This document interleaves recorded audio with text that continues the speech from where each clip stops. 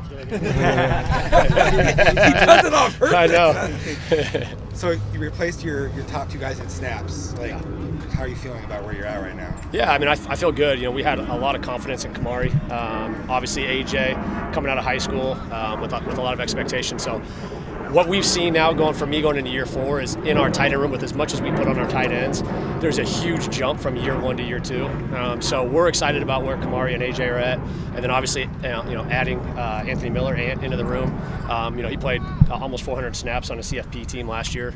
So he brings some experience to the table. And then, Christian coming in, Ingman coming in from Portland State, all conference guy, played a lot of snaps, providing some quality depth. And we're excited about our young buck, Landon, who's jumping in, 17 years old and getting a lot of reps and getting better every day. So He's still 17? I think so. If he's not, he plays like it sometimes.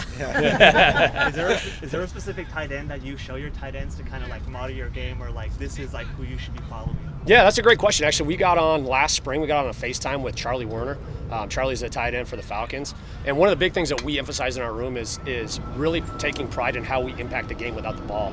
And Charlie's a guy that's going into like year 7 in the league, makes a ton of money, and I think he's got probably less than 24 career catches. But he makes an impact in the run game, in protections. He does everything right. He gives them flexibility, personnel-wise, because of what he does. So that's what we really hang our hat on. Touches are great. I think we've gone, the tight end position since we've been here has gone over 350 yards receiving. And Shawan obviously was a red zone target and was productive from a touchdown standpoint, but that's not really what we make our identity. We make our identity, knocking guys off the ball, being physical at the point of attack, blocking on the perimeter, being stout in protection, and really creating an extra gap, for our run game. Who's been the best blocker on this group? Who's the best blocker on this group? I'll tell you what. Shout out. He wasn't here today. He had a little injury. He should be back beginning next week. But James Giggy gets after people, and he's gotten better and better and better. He's physical. He's got some twitch and some pop at the point of attack. He does a really, really good job. Kamari strains and is physical. Obviously, Anthony Miller is a man child, so he comes off the ball. He's massive and he's long. He's 83-inch wingspan, so he covers guys up and knocks guys off. So that's a big thing for us. I mean, you really, if you can't win the C gap and knock guys off the line of scrimmage, it's hard to put you on the field in this offense. Speaking of Shimon, what would your pitch be to NFL teams that are potentially interested in bringing him on to their roster? Yeah, I mean, I think he's different. I think pass catchers, big athletes that can flex out and catch passes are easier to find. Guys that really, truly take pride in blocking the C gap and that you can put one-on-one on a team's strong side defensive end and win the gap. He does that at a high level. Obviously, he's been productive in the pass game as well, but I think a kid who understands who he is, that knows if I make a roster, it's not going to be a feature pass catcher that you have to, get X amount of targets for. He's going to be a guy that's going to be stout in the run game. He's going to be great in protections. He's going to work his tail off, and he's got a really high football IQ, and he carries at a high level. Is it hard to get guys to buy into that because everybody wants the ball in their hands? Is it kind of hard? No, because like the tight ends, they come from one of two areas. They're either a pass catcher that got too big and wasn't getting open and wasn't getting balls, or they were offensive linemen that didn't quite get big enough, and so they've kind of been unselfish guys all along. So I think that's it, and I think that's what we look for when I recruit guys.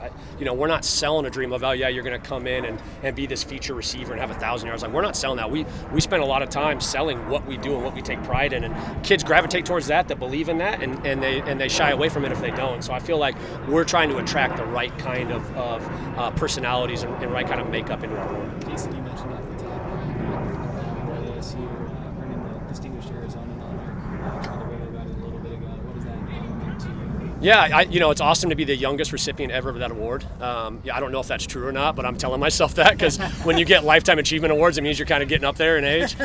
This is my 25th year coaching football, which is insane. I've been coaching it more than half my life. It's an incredible honor. And, I grew up coaching at Saguaro High School, going to the National Football Foundation banquets, with our scholar athletes for our state championship teams. Was blessed to get the Earl Putnam Coach of the Year award at one point. To have an award that's named after Frank Cush, and what that means to my family, with my dad, having been an assistant for Coach Cush, it really is something that means a lot to me. It's a special honor, and I don't take it lightly. Speaking about coaching for so long, what is your kind of reaction or analysis to how much the tight end position has grown over the years? I love it. It's funny because I was a play caller and quarterback coach at Saguaro during my time.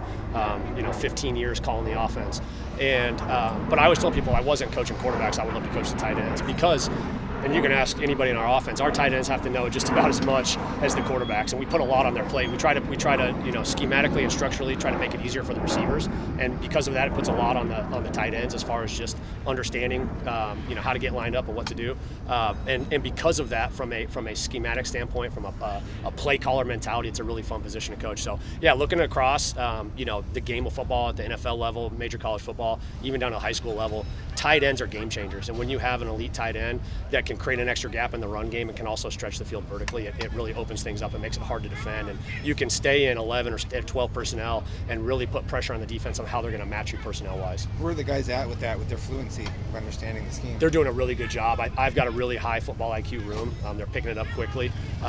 Some guys are pressing because they want to do great, and that's a good thing.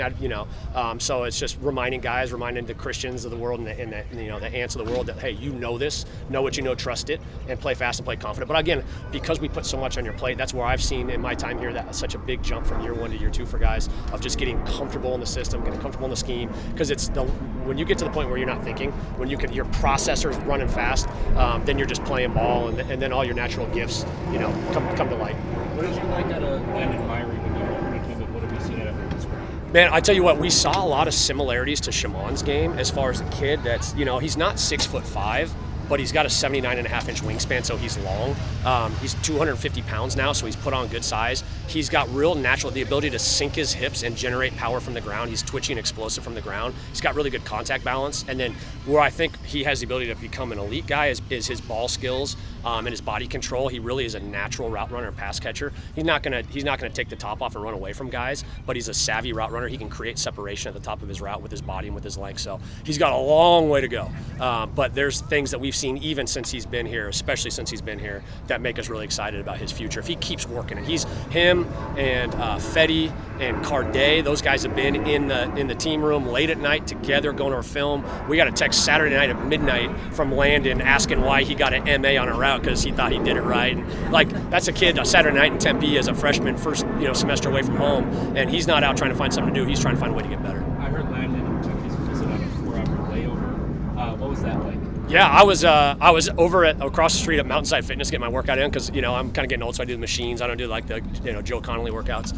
And I got a text from somebody I knew kind of through the high school world, and he's like, "Hey, somebody that I'm connected to is in town. This tight end on a layover. He's going to visit Oregon. He wants to come by the facility." And I was like, "Shoot, I wrapped up my workout. I didn't really want to work out anyway." And so I wrapped it up, and I went back over there, met him and his mom, toured him around, kind of just impromptu meeting, and hit it off and clicked. And this is such a relationship business. Sometimes things like that happen for a reason, and that's where we have success with is people that get around our place and get around our people and feel our culture. For some people, that's like, it's different and it sticks. And those are the people we want here. We want people that come here and get in our building and around people and go, that's where I want to be. And he was one of those guys. He had offers from everywhere in the country, but that first impression, just being around us in a natural setting, we didn't have a chance to roll out the red carpet and try to put a fake, unofficial for him. It was just, this is who we are, this is what we're doing, and we connected, and we're very happy to have him here. That was Landon? That was Landon. Oh, yeah. really? Okay. Yeah. Coach, I know you can't talk specifically about new recruits, but just with Landon and kind of that momentum in that room, how would you describe the recruiting for the room? Yeah, it's good. I mean, I think, obviously it's our spots have filled up before May, I think, each of the last 3 years. And because it's like kind of like the quarterback position. Maybe you'll take 2, most of the time you're taking 1. And we've had a lot of success because when you get early commitments from guys, it allows you to now focus on the next class. And because once we got a commitment, we tell our kids it's like being married. So we're committed to you, you're committed to us. You get married, you don't keep dating, right? And so now I can shift my focus to the next class and start building relationships with other guys. And so it's been a good deal, but because we've had guys committed early, it's kind of created that urgency. When somebody comes here and feels that special culture that we have, they don't want to let it wait. They don't want somebody else to take it before they do. And I think that's what, in my room and in a lot of our other rooms, we've seen that with guys that are like, that's where I want to be. I'm not going to drag my feet. Because in the recruiting, I used to say this all the time as a head high school coach, the recruiting process only needs to be as long as it takes you to find the place that you would be heartbroken if that opportunity wasn't there anymore. And so I think we found guys that know they want to be here. They don't need to drag it out. If this is where you want to be, don't drag it out, because you don't want somebody else to feel the same way and take it before you. Thank you. Thanks, Jake. Sorry, guys. Yeah, thanks a lot.